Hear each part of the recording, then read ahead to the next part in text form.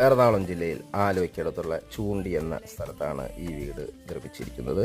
മനോഹരമായൊരു ഗേറ്റഡ് കമ്മ്യൂണിറ്റിയിൽ വരുന്ന ഈ വീട് 5.5 സെന്റിലാണ് നിർമ്മിച്ചിരിക്കുന്നത്. 2300 സ്ക്വയർ ഫീറ്റ്, 4 ബെഡ്റൂം അറ്റാച്ച്ഡ് ബാത്റൂമും ഒരു സ്റ്റഡി റൂമും ഈ വീടിന് നൽകിയിരിക്കുന്നു.